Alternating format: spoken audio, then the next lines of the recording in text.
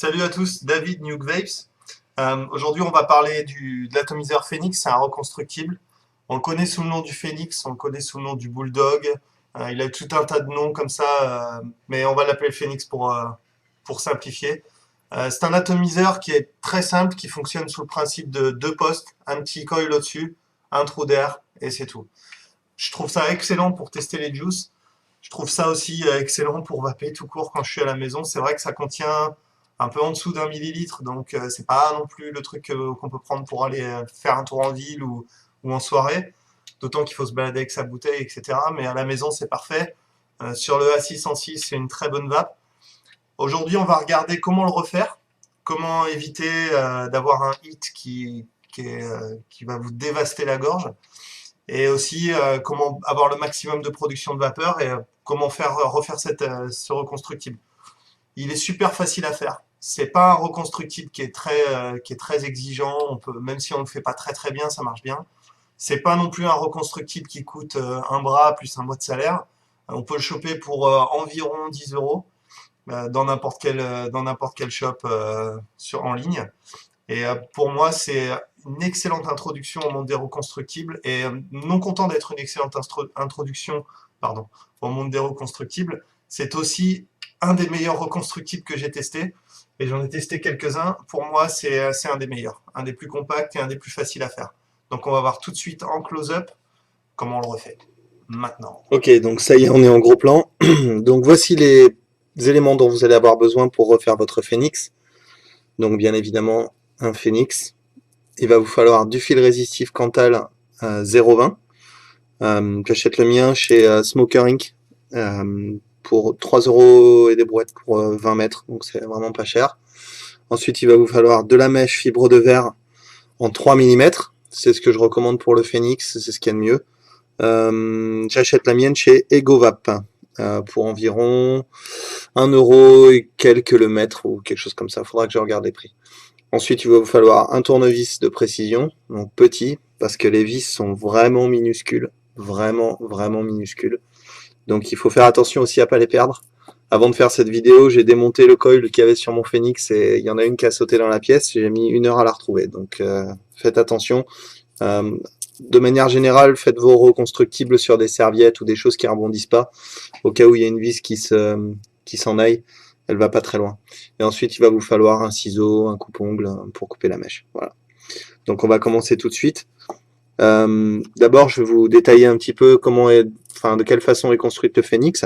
Donc vous avez deux postes ici, qui sont votre positif et votre négatif, avec des vis. Et dans ces postes, on peut voir ici, on peut voir qu'il y a des trous sous les vis. Voilà, je sais pas si ça va bien se voir à la caméra. Et c'est dans ces trous qu'on va venir insérer le coil et le fil résistif. Voilà. Donc la première chose qu'on va faire, c'est qu'on va couper la mèche à la bonne longueur. Donc moi j'utilise environ 5 cm de mèche pour l'intérieur. Et ensuite je mets une deuxième mèche par-dessus. Donc on va regarder ça tout de suite. Donc d'abord, couper environ 5 cm de mèche. Voilà. Ensuite, on va garder l'autre partie, on va en couper à peu près 3-4 cm, mais cette mèche-là, on va la recouper ensuite. Donc voilà, on coupe une deuxième partie un peu plus courte. Voilà. Une fois qu'on a fait ça, eh ben on va faire son coil, tout simplement, comme d'habitude. Donc on met les deux mèches côte à côte, comme ça. Et ensuite, on vient à peu près... Alors, contrairement à d'habitude où on se met au milieu, là, on va se mettre carrément à gauche. Vous allez voir pourquoi tout à l'heure. Donc on va enrouler son coil, mais le plus à gauche possible, enfin à gauche pour moi, à droite pour vous. Donc on va laisser une petite patte comme ça d'environ, je sais pas moi, 3-4 cm pour se laisser un peu de marge, et on va commencer à enrouler son coil. Alors comme c'est du 3 mm, vous n'avez pas besoin d'utiliser une aiguille spécialement pour la refaire, puisque de toute façon c'est une mèche qui est très épaisse et assez solide, et en final, on n'a pas, il n'y a pas de risque d'étouffer de trop serrer le coil, trop serrer la mèche. Voilà. Donc vous devriez obtenir quelque chose qui ressemble à ça. Une fois que vous avez fait ça, on va rendre les pattes un petit peu plus droites ici et là. Voilà. Et on va venir les insérer Alors là, si vous n'avez pas de bons yeux, je vous conseille de vous acheter peut-être des lunettes grossissantes spéciales pour travaux de précision. Donc tout d'abord, on va venir d'abord dévisser ces postes jusqu'à ce qu'on voit le trou libre au centre. Voilà. On dévisse. Et là, voilà. Vous voyez les petits points bleus là? En dessous de la vis et en dessous de la vis ici. C'est là qu'on va venir insérer notre coil. Donc on va prendre le coil et tout simplement venir l'enficher dans les postes. Donc un comme ça et un comme ça. Tac. Une fois que vous avez enfiché vos fils, vous allez venir ici et poser votre coil de cette façon sur le côté. Gardez-le bien sur le côté, c'est important. Vous allez voir pour plus tard. Parce que si vous le mettez pas sur le côté, vous allez avoir un hit complètement incroyable et pas très agréable et pas une production de vapeur terrible. Donc voilà à quoi ça doit ressembler.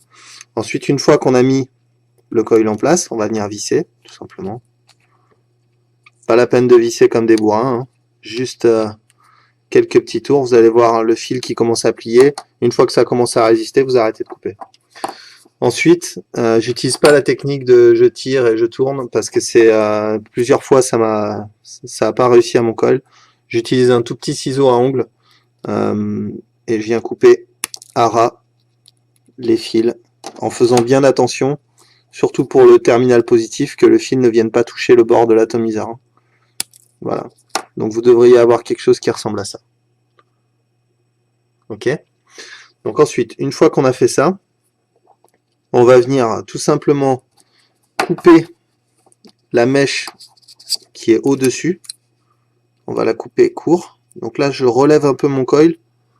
Voilà, comme ça, pour qu'il soit sur le côté. C'est plus pratique. Et on va venir couper ici.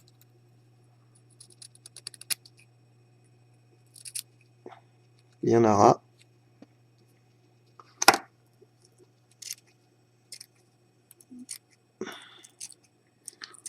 Alors récemment, je me suis mis à utiliser des coupes-ongles aussi, ce qui est très bien pour couper la mèche, surtout quand on parle de mèche aussi épaisse que la 3 mm. C'est assez pratique aussi le coupe-ongle. Et ensuite, vous allez vous retrouver avec ça. Ce qu'on fait, c'est qu'on va prendre une des mèches, donc celle qui est dessous, hein, et on va venir l'insérer dans le corps de l'atomiseur, parce que c'est ici que vous allez avoir votre juice, en fait. Le juice va s'accumuler en bas. N'ayez pas peur de trop en mettre, puisque de toute façon, la connexion sur le Phénix, elle est scellée. Donc vous n'allez jamais avoir de fuite par le bas. Si vous avez des fuites, ce sera par le trou d'air, l'admission d'air de l'atomiseur. Et ensuite, ce qu'on va faire, on va simplement venir couper cette mèche ici. Et vous devriez avoir quelque chose qui ressemble à ça. Donc on a une mèche qui vient se mettre dans le corps de l'atomiseur et une autre mèche qui est par-dessus. D'accord? Ensuite, il vous suffit de prendre le corps de votre atomiseur. Bon, déjà, d'abord, bon, je sais que voilà, il n'y a pas de risque que ce soit pas bon, mais on ne sait jamais. Donc je vais vérifier sur la LD, qui est le mode où j'ai mon Phénix en permanence. Je vais vérifier la résistance de l'atomiseur. Voilà, donc là il est allumé. On est à 3,9 ohms. Et je suis à 1,4 ohms. J'étais à 3,9 volts et je suis à 1,4 ohms en résistance, ce qui est bien. Voilà. Donc on va mettre quelques gouttes de juice là-dessus. Et ensuite on va voir comment ça va. Donc j'ai pris ma bouteille. Je vais mettre une ou deux gouttes sur le coil. Donc on fait bien imbiber, hein, on imbibe bien la mèche, sinon ça va brûler, et il faut le refaire. C'est pas bien grave, mais bon. C'est mieux de bien imbiber dès le début. Et ensuite, voilà. Ensuite, tout ce qui reste à faire, c'est à placer le corps de l'atomiseur par-dessus le coil. Donc là, je vais bien l'aligner, hein, parce que je suis un petit peu maniaque. Donc j'ai bien aligné les spires de ma résistance. Et ensuite la relever un petit peu pour la centrer. Voilà. Donc on vient placer le corps de l'atomiseur et ensuite, idéalement, il faut placer le trou en face, juste en face du coil. Donc vous voyez le coil à peu près là où il est à droite des vis et le trou d'air, il est juste là, hein, d'accord? Donc il faut vraiment que le trou d'air il soit en face. Là, on voit bien le trou d'air et le coil au fond là. Petite tache bleu clair. Voilà. Donc idéalement, c'est ça qu'il vous faut, c'est à ce résultat qu'il faut arriver pour avoir le meilleur résultat sur le Phénix. Il y a une chose dont j'ai pas parlé et on va en parler tout de suite, c'est que d'origine, les Phénix, quand ils arrivent, parfois vous allez avoir, en le vissant à fond, vous allez avoir le trou qui va tomber bien pile poil en face du coil, et parfois il va tomber un peu sur le côté, de ce côté ou de ce côté. Ce que vous pouvez faire, ce que j'ai fait sur le mien, vous pouvez poncer très légèrement la base de l'atomiseur avec du papier de verre. Donc je vais vous montrer vite fait comment on fait.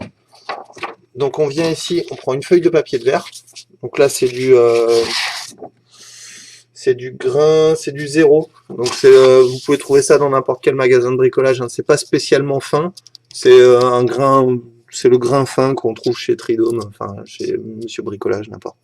Et ensuite on prend la base de l'atomiseur, on se met sur une base bien plate et on vient poncer comme ça. Je vais pas le faire sur le mien parce que je l'ai déjà fait, il est bien ajusté. Mais on vient poncer comme ça. Alors, on fait quelques allers-retours, pas une centaine d'allers-retours, hein, juste une dizaine. Et ensuite, on vient vérifier sur l'atomiseur où est-ce que ça tombe une fois que c'est vissé à fond. Si vous vous trompez, si vous avez trop poncé et que du coup le trou tombe un peu trop loin quand on visse, c'est pas grave, vous avez encore une chance. Vous pouvez refaire un tour et vous aurez assez de pas de vis pour le faire. Mais vous trompez pas non plus 10 fois, sinon vous serez obligé de racheter un Phénix. Pas pour le prix que ça vaut, mais c'est toujours rageant. Voilà. Donc le mien, il est réglé comme il faut. On va repasser en plan large et puis je vais vous montrer comment ça va. Ok, donc c'était le Phénix reconstructible. Donc pour moi, en conclusion, je dirais que cet atomiseur, c'est vraiment le meilleur deal qu'on peut avoir en reconstructible à l'heure qu'il est. Pour 10 euros, vous avez un reconstructible qui est facile à refaire, qui est en laiton chromé, donc c'est pas de l'acier chirurgical super chouette, mais ça suffit, ça tiendra le coup. Ça coûte vraiment pas cher, c'est une très bonne introduction au monde des reconstructibles. Une chose que je voulais dire par rapport à ça, par rapport aux reconstructibles en général, il faut bien garder à l'esprit que les reconstructibles, c'est une façon extrêmement bon marché de pouvoir vaper. Et si vous êtes bon à ça, si vous êtes bon en reconstructible, si vous savez bien les refaire, si vous avez bien compris les principes des reconstructibles, vous allez avoir une excellente vape tout le temps. Et vous allez même pouvoir être très difficile avec votre vape en disant « Ah bah ce coil il me plaît plus, il est pas bon, on le jette, on en refait un autre ». Là évidemment devant la caméra en expliquant tout bien en détail, ça prend un certain temps. Quand on le fait soi-même, encore une fois, hors caméra et qu'on le fait en 2 secondes, c'est fait en 2 secondes, justement. C'est fait assez rapidement et c'est vraiment pas difficile à faire. Pour moi, c'est l'avenir. Si on doit se projeter dans quelques temps au niveau de la vape et se dire quelles seront les habitudes des gens plus tard quand le matériel aura évolué et que même les habitudes des gens auront évolué, reconstructible. C'est Vous faites l'achat d'un matériel qui coûte certes un peu plus cher qu'un atomiseur classique, mais après l'entretien ça coûte rien du tout. Comme j'ai dit dans la vidéo, vous pouvez acheter 20 mètres de fil Cantal résistif pour environ 3,90 €. Vous pouvez acheter une très grosse longueur de mèche pour pas grand chose non plus. Donc en final, ça va vous revenir à peut-être une vingtaine, une trentaine d'euros sur l'année pour faire vos reconstructibles en matériel. Ça coûte vraiment pas cher et c'est un très bon investissement à faire. Donc on va regarder vite fait comment ça va.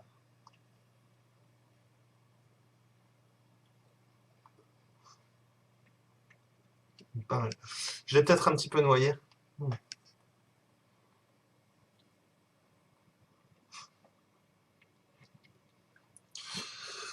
Parfait, super saveur, vraiment très bonne production de vapeur et encore une fois c'est excellent pour tester votre juice si vous faites votre juice à la maison ou même si vous avez plusieurs juices que vous voulez tester, c'est excellent.